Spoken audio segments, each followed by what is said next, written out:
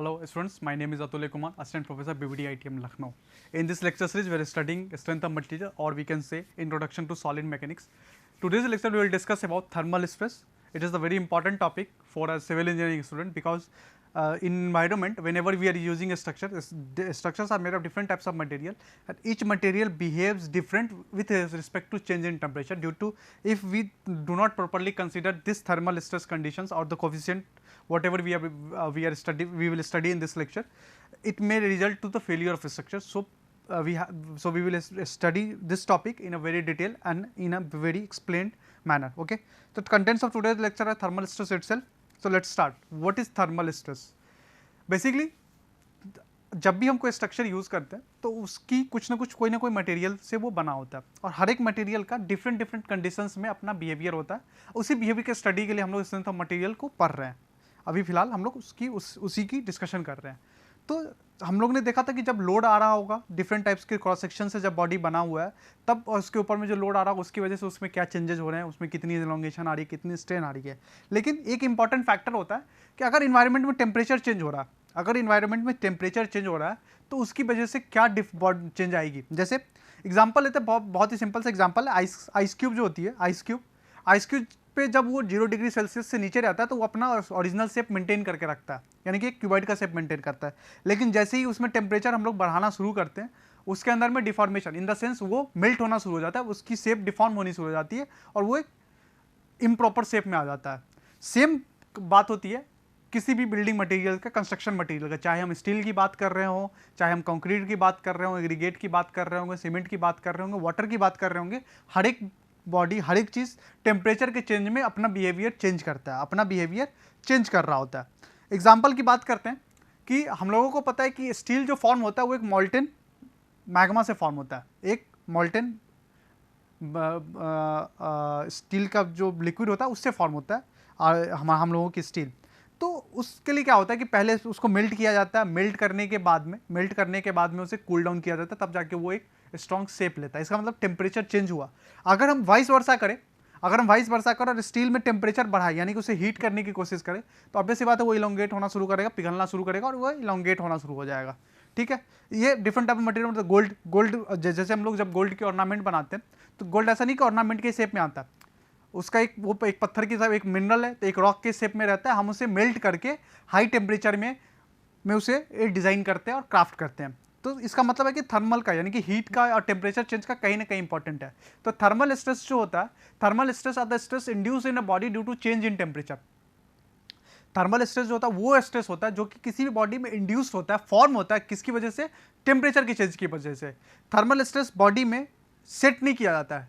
जब भी बॉडी की टेम्परेचर राइज करेगी या लोअर होगी उसके हिसाब से, उसकी कंडीशन के हिसाब से वो एक्सपेंड करेगा और कॉन्ट्रैक्ट करेगा। ऐसा नहीं है कि वो एक ही तरह से बिहेव करेगा। अगर टेम्परेचर राइज करेगा तो वो इलोंगेट होना शुरू हो जाएगा, अगर टेम्परेचर डिक्रीज करेगा तो वो श्रिंक होना शुरू करेगा या कॉन्ट्रैक्ट होना शुरू करेगा। तो इसके एनालिसिस करने के लिए हम लोग आगे के एनालिसिस पढ़ते हैं। तो सपोज करते हैं कि हम लोगों के पास में एक बॉडी है, कुछ इस तरीके की बॉडी है, ये बॉडी हम लोगों के पास में, और इस बॉडी में हम लोग ने टेम्परेचर बढ़ाना शुरू किया। इसकी ओरिजिनल शेप कितनी थी, इसकी ओरिजिनल शेप L थी। ठीक है, हम लोग इसमें टेम्परेचर बढ़ाना शुरू किया। डेल्टा T जो है ये राइज इन टेम्परेचर है, E जो है ये यंग्स मॉड्यूलस इलास्टिसिटी है, अल्फा जो होता है वो कोफिशिएंट ऑफ लीनियर एक्सपेंशन और कोफिशिएंट ऑफ थर्मल एक्सपेंशन इसको बोल सकते हैं।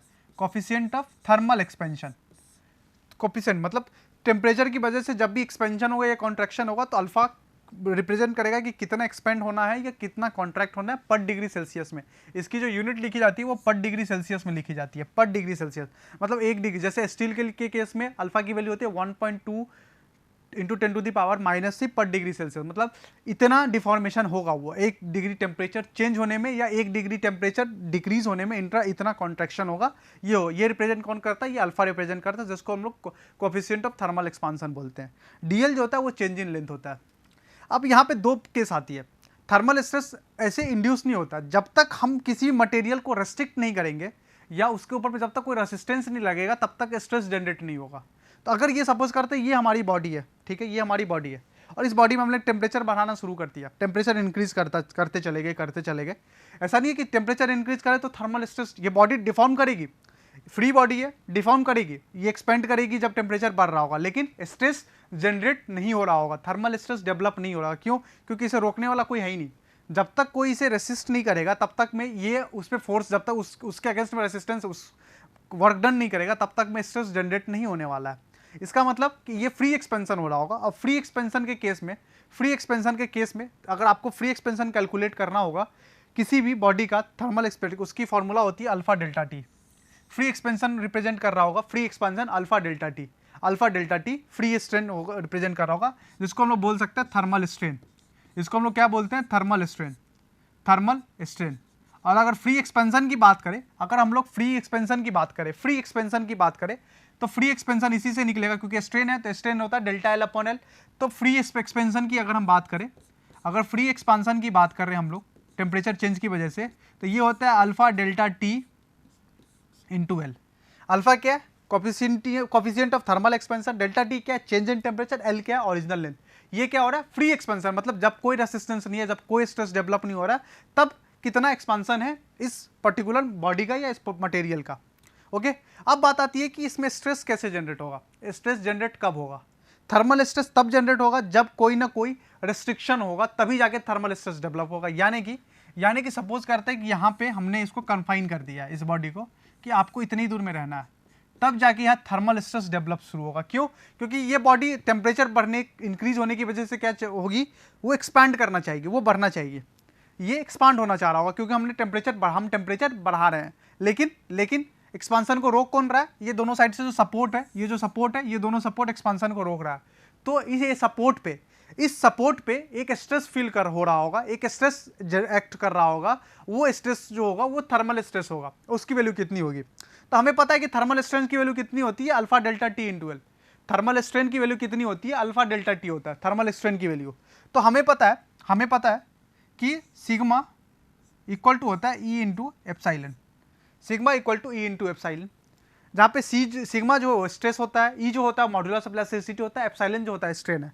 तो अगर हम थर्मल स्ट्रेस की बात करें तो ये थर्मल स्ट्रेस डेवलप किसकी वजह से हो रहा है? थर्मल स्ट्रेन की वजह से हो रहा है, क्योंकि एक्सपांसन चाह रहा है, ये इंक्रीज अपनी लेंथ को बढ़ाना चाह रहा होगा, लेकिन ये हो नहीं पा रहा है रेस्ट्रिक्शन की वजह से। इसका मतलब कि अगर हम इस एप्साइलन को, अगर इस सिग्मा को सिंपल सा हम लिख दें कि E into alpha delta T, तो ये वैल्यू जो निकल के आती है, ये निकल के आती है सिग्मा टी, यानी कि थर्मल स्ट्रेस की जो वैल्यू निकल के कैलकुलेट करने का जो फॉर्मूला होगा वो ये होगा सिग्मा टी, यानी कि thermal stress equal to E alpha delta T, जहाँ पे ई जो है वो मॉड्यूलस ऑफ इलास्टिसिटी है, अल्फा जो है वो कोफिशिएंट ऑफ थर्मल एक्सपांसन है, और डेल्टा टी जो है वो चेंज इन टेम्परेचर है। हमेशा याद रखिएगा कि जब तक अगर रेस्ट्रिक्शन नहीं है तब तक थर्मल स्ट्रेस डेवलप नहीं होगा, भले बॉडी कितनी एक्सपेंड कर ले, जब तक रेस्ट्रिक्शन नहीं है। जैसे ही हम लोग ने रेस्ट्रिक्शन लगा दिया एक्सपांसन पे, वहीं उसी पॉइंट पे थर्मल स्ट्रेस डेवलप होना शुरू हो जाएगा, और उसकी वैल्यू कितनी होगी? ई अल्फा डेल्टा टी। ठीक है। उसके बाद दूसरे टाइप का कंडीशन आता है कि अगर सपोर्ट यील्ड कर रहा है, मतलब क्या है कि टोटल लेंथ ऑफ रॉड तो यहाँ है, लेकिन हम लोग ने सपोर्ट कहाँ लगा रखा है? सपोर्ट यहाँ लगा रखा है। ये लेंथ सपोज करते L प्लस एक्स है। इसका मतलब क्या है कि इनके पास, इस रॉड के पास में इतना लेंथ जो है ये एक्सपेंड करने के लिए है, यानी कि इतना एक्स लेंथ क्या है? वो फ्री एक्सपेंशन में जा सकता है, एक्स लेंथ तक वो फ्री एक्सपांसन में जा सकता है। तो इस केस में नेट एक्सपांसन कैसे निकलेगा? तो बहुत ही सिंपल है। नेट एक्सपांसन निकालने के लिए हम लोग सबसे पहले क्या करेंगे? फ्री एक्सपांसन इसका कैलकुलेट कर लेंगे। सबसे पहले हम लोग इसकी फ्री एक्सपेंशन कैलकुलेट कर लेंगे। फ्री एक्सपेंशन कैलकुलेट करने का फॉर्मूला कितना है? एल अल्फा डेल्टा टी जो है वो फ्री एक्सपेंशन का फॉर्मूला होता है। फ्री एक्सपेंशन कैलकुलेट कर लेंगे। उसके बाद लोड की वजह से इसमें कितना एक्सपेंशन आ रहा होगा तो वो कौन बताएगा? तो लोड की वजह से एक्सपेंशन जो होगा वो आता है PL अपॉन ए। तो नेट एक्सपेंशन कितना आ रहा होगा? तो थर्मल एक्सपेंशन माइनस लोड की वजह से एक्सपेंशन कर लेंगे तो हमें पता चल जाएगा कि इस बॉडी की नेट एक्सपेंशन कितनी थी। मतलब कि नेट एक्सपेंशन कैलकुलेट तब करेंगे जब हमारे पास में कोई सपोर्ट यील्ड का कंडीशन होगा, यानी कि कुछ ना कुछ गैप रहा होगा हमारे मटेरियल की लेंथ में और सपोर्ट में। इसका मतलब जब टेम्परेचर बढ़ेगा तो मटेरियल जो है वो एक्सपैंड होकर सपोर्ट को टच करेगा, इसका मतलब जब जितना स्ट्रेस उस सपोर्ट को टच करने के टाइम में आ रहा होगा उसकी वैल्यू निकालने के लिए, उस स्ट्रेन की वैल्यू निकालने के लिए, एक्सपेंशन की वैल्यू निकालने के लिए हमें नेट एक्सपेंशन का यूज करना होगा और उसका फॉर्मूला होता है alpha delta T upon L minus P L upon A. Okay, तो ये दो छोटे से कॉन्सेप्ट थे जो थर्मल स्ट्रेस में आते हैं। अब लोग थर्मल स्ट्रेस से डिस्कस न्यूमेरिकल डिस्कस करते हैं। हमारे पास में यहाँ एक क्वेश्चन है, steel rod of 15 metre long is at a temperature of 15 degrees Celsius. Find the free expansion of the length when the temperature is raised to 65 degrees Celsius. Also find the temperature stress produced when the expansion of rod is prevented and the rod is permitted to expand by 6 mm. यहाँ पे जो yield का condition था और expansion restriction का condition, ये दोनों condition अभी हम लोगों को क्लियर हो जाएगा। सबसे पहले क्वेश्चन में क्या पूछ रहा है, सबसे पहले क्वेश्चन में पूछ रहा है कि फ्री एक्सपेंशन कैलकुलेट करने के लिए, तो फ्री एक्सपेंशन कैलकुलेट करने का फॉर्मूला क्या था? फ्री एक्सपेंशन कैलकुलेट करने का फॉर्मूला था L alpha delta T. Free expansion calculate करने का फॉर्मूला क्या था? फ्री एक्सपेंशन कैलकुलेट करने का फॉर्मूला था फ्री एक्सपेंशन यानी कि डेल्टा एल लिखने लेगा, ये था L alpha delta T. Length कितनी है हमारे पास मेंबर की? हमारे पास मेंबर 15 मीटर लॉन्ग है, तो ये हो गया 15। अल्फा की वैल्यू कितनी है? अल्फा की वैल्यू है 12 into 10 to the power minus 6। Alpha की वैल्यू कितनी है? 12 into 10 to the power minus 6, तो 12 into 10 to the power minus 6, ये होगी अल्फा की वैल्यू। चेंज इन टेम्परेचर कितना? इनिशियल टेम्परेचर कितना था? 15 डिग्री। फाइनल टेम्परेचर कितना है? 65 डिग्री, यानी कि चेंज इन टेम्परेचर कितना हो रहा है? 65 माइनस 15, 65 माइनस 15, यानी कि ये चेंज इन टेम्परेचर है। तो हम लोग अगर कैलकुलेट करें तो 15 into 12 into 10 to the power minus 6 into 65 minus 15, 50। तो ये जो वैल्यू आ रही है ये आ रही है 9 into 10 to the power minus 3, और ये हम लोगों ने मीटर में यूज़ किया था, तो ये वैल्यू भी मीटर में आ रही होगी, यानी कि इसको लिख सकते हैं 9 mm। यानी कि ये बॉडी जब इतना टेम्परेचर चेंज होगा तो 9 mm तक फ्री एक्सपेंड कर रहा होगा, फ्री एक्सपेंड कर रहा होगा। अब हम लोग ने क्या बात किया था कि स्ट्रेस कब डेवलप होगा? स्ट्रेस तभी डेवलप होगा जब कोई रेस्ट्रिक्शन होगा। तो पहला कंडीशन क्या है? कंडीशन हम लोगों के पास में पहला कंडीशन है, पहला कंडीशन ये है कि expansion is restricted, expansion of rod is prevented, expansion of rod is prevented. इसका मतलब कि जब ये टेम्परेचर ये फ्री स्टेट में था तो ये इलोंगेट होके 9 mm तक जा सकता था, ये 9 mm तक जा सकता था, ये 15 mm है, ये 15 मीटर है, ये 15 मीटर है। एक्सपेंड होके ये कहाँ तक जा सकता था? ये 9 mm तक जा सकता था एक्सपेंड होके। लेकिन अब हम लोग ने क्या किया? हम लोग ने एक्सपांसन रोक दिया, एक्सपांसन को कंप्लीट मतलब फुल्ली प्रिवेंट कर दिया कि 1 mm का भी एक्सपांसन हम अलाउ नहीं करेंगे। इस केस में पूछा जाएगा कि थर्मल स्ट्रेस डेवलप कितना होगा। सिंपल सा कैलकुलेशन है, सिंपल सा क्या कैलकुलेशन है? हम लोगों को पता है सिग्मा इक्वल टू क्या होता है? ई इंटू एप्साइलन होता है, ई इंटू एप्साइलन होता है। एप्साइलन इक्वल टू क्या होता है? E into epsilon equal to होता है E into delta L upon L, E into delta L into L,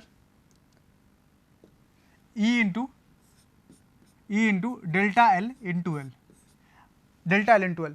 free expansion कितना आ रहा है? फ्री एक्सपेंशन 9 mm आ रहा है, यानी कि चेंज इन लेंथ कितना हो रहा था? जब कंप्लीट रेस्ट्रिक्शन नहीं आया था तब चेंज इन लेंथ कितना आ रहा था? तब अगर कंप्लीट रेस्ट्रिक्शन नहीं था तो change in length free expansion में कितना था? 9 mm था। एल की वैल्यू कितनी है? 15 mm है। ओके, तो ई की वैल्यू कितनी है? ई इक्वल टू है 200 गीगा न्यूटन, 200 इंटू गीगा यानी कि 10 to the power 6 kilo newton per metre square into delta L की वैल्यू 9 mm थी, यानी कि 9 into 10 to the power minus 3, ये मीटर में हो जाएगा अपॉन 15। यहाँ से हम कैलकुलेट कर लेंगे कि इस पे स्ट्रेस की वैल्यू कितनी आ रही होगी, इस पे स्ट्रेस की वैल्यू कितनी आ रही होगी। Okay,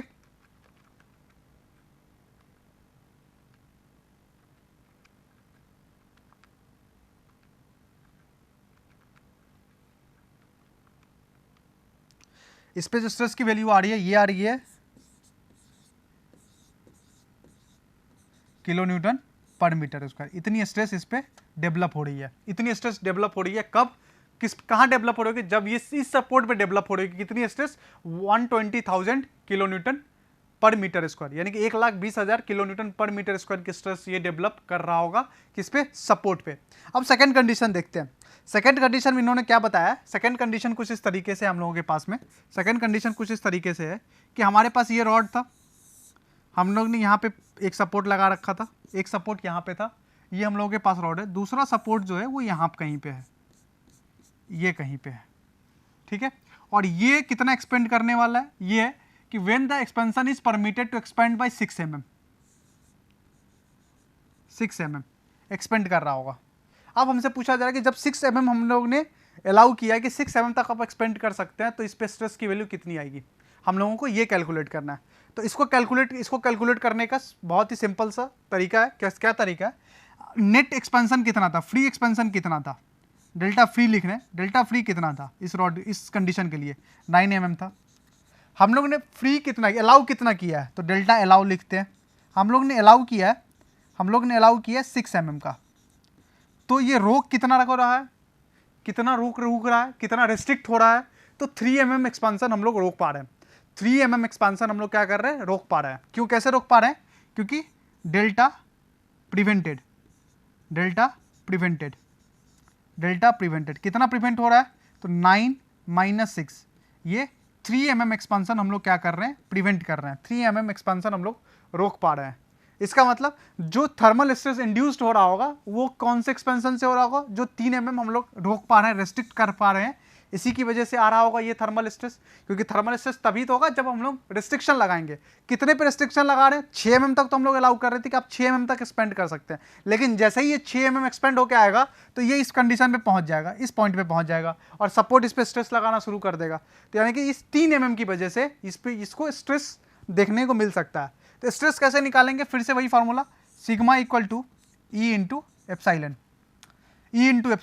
sigma equal to E तो वही रहेगा 210 इंटू 10⁻⁶। एप्साइलन इक्वल टू क्या होता है, एप्साइलन इक्वल टू होता है delta L upon L. Delta L की वैल्यू कितनी है, 3 इंटू 10⁻³ मीटर अपॉन लेंथ कितनी है, लेंथ 15 मीटर की है, लेंथ 15 मीटर है। ओके, तो जब हम लोग इसको कैलकुलेट करेंगे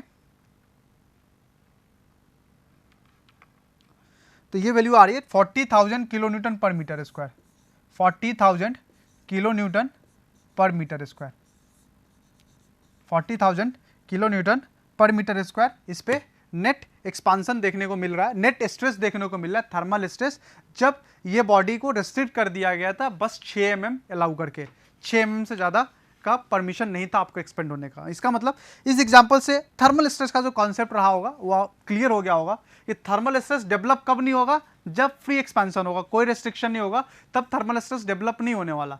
डेवलप कब होगा, जब रेस्ट्रिक्शन होगा, भले वो पार्शियल रेस्ट्रिक्शन हो या कंप्लीट रेस्ट्रिक्शन हो। पहला जो केस था हमारा जिसमें हम लोग ने कंप्लीट रेस्ट्रिक्ट कर दिया था, यानी कि 9 mm 1 mm भी हम लोग ने फ्री एक्सपेंशन नहीं दिया था, उस केस में जो स्ट्रेस डेवलप हो रहा था इतना स्ट्रेस डेवलप हो रहा था। सेकंड केस था जिसमें हम लोग ने 6 mm का एक्सपेंशन दिया था, तो 6 mm का जब एक्सपेंड किया तो 3 mm रेस्ट्रिक्शन उसको मिला था, 3 mm उसको एक्सपेंड नहीं करने दिया गया था। उस 3 mm की वजह से जो स्ट्रेस डेवलप हो रहा था उसकी वजह से हम लोग ने स्ट्रेस की वैल्यू कैलकुलेट की और वो कम आ रहा था 40,000 kilo newton per metre square. Okay, अब स्ट्रेस में, थर्मल स्ट्रेस में एक और इंपॉर्टेंट कंसेप्ट आता है, वो होता है कंपोजिट सेक्शन का। कंपोजिट सेक्शन का जो स्ट्रेस डेवलप हो रहा होगा या उसका जो बिहेवियर होगा वो कैसे हम लोग स्टडी करेंगे, तो उस चीज़ को एनालाइज करने के लिए हम लोग ने एक न्यूमेरिकल का एग्जांपल लेंगे ताकि कॉन्सेप्ट और अच्छे से क्लियर हो। थर्मल स्ट्रेस का बेसिक कॉन्सेप्ट हम लोगों ने डिस्कस कर लिया है, अब हम इस न्यूमेरिकल से समझेंगे कंपोजिट सेक्शन का, यानी कि 2 टाइप के मटेरियल का जब एक साथ अमेलगेशन हो रखा हो, कम्बिनेशन हो, तब थर्मल के अंदर में उनका बिहेवियर कैसा होगा। तो हम लोगों के पास में यहाँ पे जैसा कि न्यूमेरिकल में आप लोग देख सकते हैं कि हम लोग के पास में कॉपर सेक्शन है, एक माइल्ड स्टील सेक्शन है। दोनों का क्रॉस सेक्शन जो है, कॉपर सेक्शन का क्रॉस सेक्शन है 60/30 का, और माइल्ड स्टील का जो क्रॉस सेक्शन है वो है 60/60 का। लेंथ दोनों की सेम है। टेम्परेचर जो इंक्रीज हो रहा है, डेल्टा टेम्परेचर जो है, चेंज इन टेम्परेचर जो है वो 120 डिग्री सेल्सियस है। हमसे पूछा जा रहा है कि दोनों मेंबर में, दोनों मटेरियल में स्ट्रेस कितना आ रहा होगा, ये कैलकुलेट करना है। यानी कि पहले हम लोग क्वेश्चन का डायग्राम फॉर्म कर लेते हैं। तो हम लोग के पास में कुछ इस तरीके से कंडीशन है, ये कंडीशन दिया हुआ है। ऊपर वाला सेक्शन जो है ये कॉपर का है, नीचे वाला स्टील का है। ऊपर वाला क्रॉस सेक्शन कॉपर का है, नीचे वाला स्टील का है। कॉपर का क्रॉस सेक्शन है वो 30x60 है, 30, और ये स्टील का जो है 60x60 है। टोटल जो लेंथ है मेंबर की ये है 400 mm, 400 mm। हमसे पूछा जा रहा है कि आप बताइए कि दोनों मेंबर में क्रॉस सेक्शन कितना होगा। तो डेटा के हिसाब से देखते हैं, हम लोग के पास में अल्फा सी और अल्फा एस है। अल्फा सी जो है वो 18.5 है और अल्फा एस जो है वो 12 × 10⁻⁻6 है। इसका मतलब क्या है कि alpha C is greater than alpha S. Alpha C is greater than alpha S. इसका क्या मतलब है? इसका मतलब है कि जैसे ही टेम्परेचर चेंज होगा तो सबसे ज्यादा एक्सपांसन किस में देखने को मिलेगा? जिसमें अल्फा की वैल्यू ज्यादा है, और अल्फा की वैल्यू किस में ज्यादा है? कॉपर का ज्यादा है। यानी कि जैसे ही हम हीट करना शुरू करेंगे कॉपर सबसे ज्यादा एक्सपेंड करेगा, कॉपर सबसे ज्यादा एक्सपेंड करेगा, स्टील उसके रिस्पेक्ट में कम एक्सपेंड करेगा। कॉपर सबसे ज्यादा एक्सपेंड करेगा, स्टील उसके रिस्पेक्ट में कम एक्सपेंड करेगा। ठीक है, तो ये हमारे पास में है, यानी कि alpha C is greater than alpha S. इसका मतलब क्या हो रहा है? इसका मतलब हो रहा है, इसका मतलब कि कॉपर बहुत ही ज्यादा एक्सपेंड करना चाहेगा, कॉपर कुछ यहां तक एक्सपेंड करना चाहेगा, इस पॉइंट तक। उसके रिस्पेक्ट में स्टील कहां एक्सपेंड होना चाह रहा होगा? स्टील इस पॉइंट पे एक्सपेंड होना चाह रहा होगा, स्टील ये पॉइंट पे एक्सपेंड होना चाह रहा होगा। ठीक है, स्टील यहां, कॉपर वहां। लेकिन सिंस अब नेट इलोंगेशन, नेट जो इलोंगेशन हो रहा होगा, नेट इलोंगेशन जो होगा वो तो सेम ही रहेगा। ऐसा तो नहीं है कि एक बार ज्यादा एक्सपेंड हो जाएगा दूसरी बार कम एक्सपेंड होगा। नेट इलोंगेशन जो होगा वो मतलब दोनों आपस में कंप्रोमाइज कर लेंगे, और आपस में कंप्रोमाइज करने के बाद में एक ऐसे कंडीशन पे पहुंचेंगे जहां पे नेट इलोंगेशन जो होगा वो सेम होगा। और ये लाइन जो है ये नेट इलोंगेशन को रिप्रेजेंट कर रहा होगा, नेट इलोंगेशन को ये ग्रीन लाइन रिप्रेजेंट कर रहा होगा।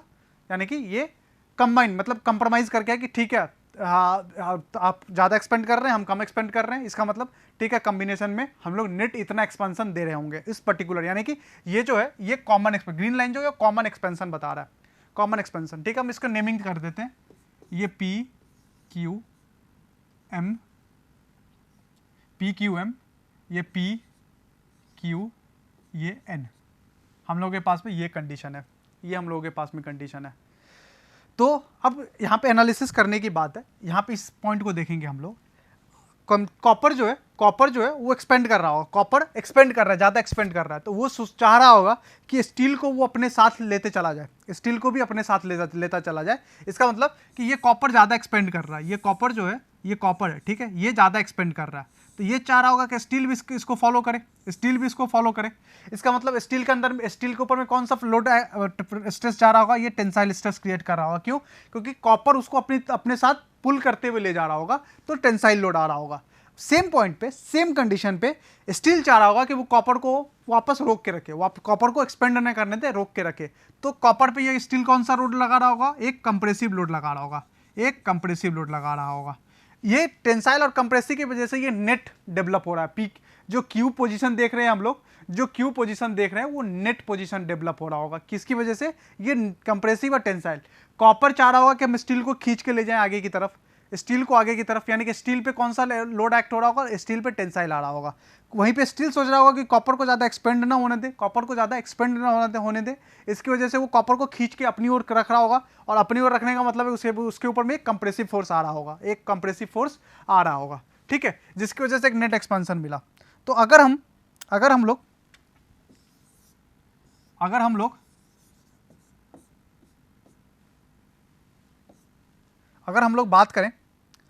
लोग बात करें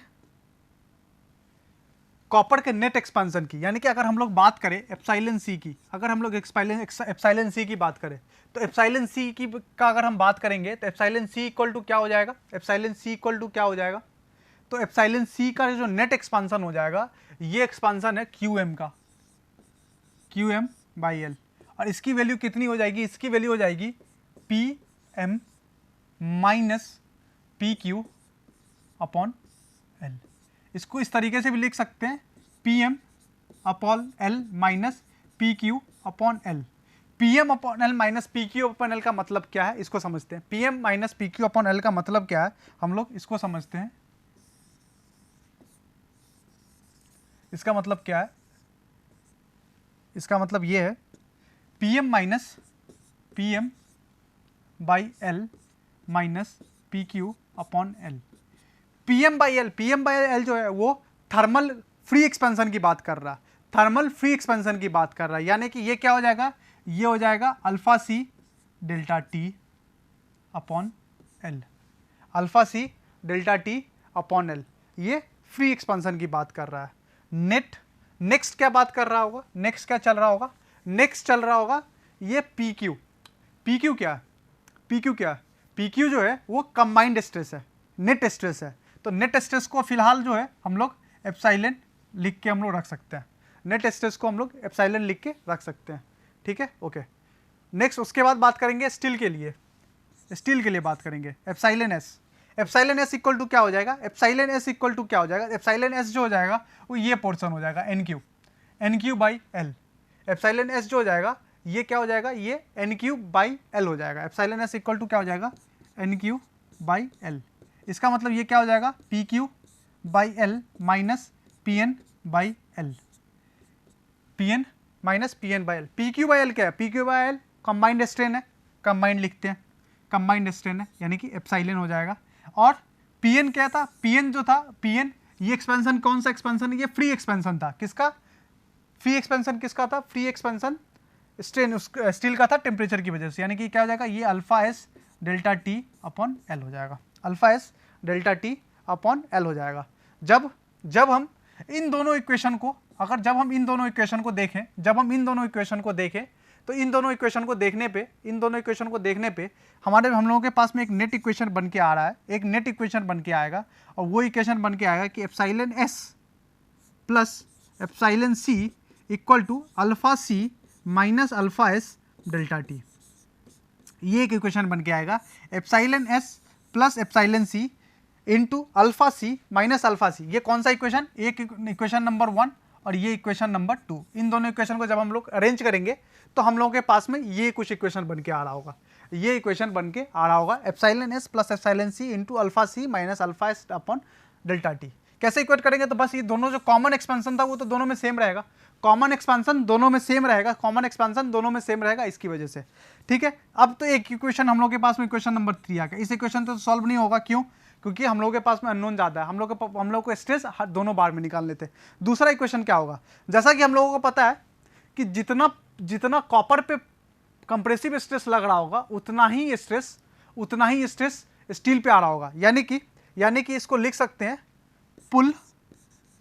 पुल in steel equal to push in copper, pull in stress equal to push in copper.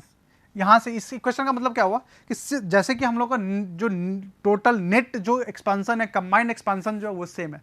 इसका मतलब है कि दोनों ने स्ट्रेस जो होगा, दोनों पे ऊपर में जो लोड पुश पुल जो लग रहा होगा, कंप्रेसिव और टेंसाइल फोर्स, ये दोनों में बराबर आ रहा होगा, नेट आ रहा होगा। इसकी वजह से भी हम लोग यहाँ से एक वैल्यू निकाल सकते हैं। अब तो इसका मतलब क्या लिख सकते हैं, इसका मतलब लिख सकते हैं कि sigma S into A S equal to sigma C into A C. एक इक्वेशन ये बनेगा, इक्वेशन नंबर 4। इस इक्वेशन को जब हम लोग मॉडिफाई करेंगे,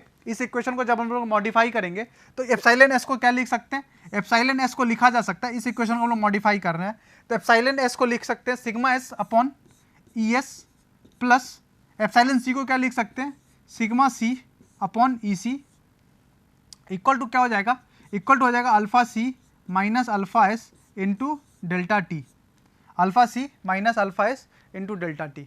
यानी कि इक्वेशन नंबर, ये इक्वेशन नंबर 5 ले लेते हैं, इसको इक्वेशन नंबर हम लोग 5 देते हैं, इक्वेशन नंबर 5 और ये इक्वेशन नंबर 4। अब इक्वेशन नंबर 5, इक्वेशन नंबर 4 में हम लोगों के पास में सभी डेटा दिया हुआ है, जिस डेटा की हेल्प से हम लोग कैलकुलेट कर सकते हैं।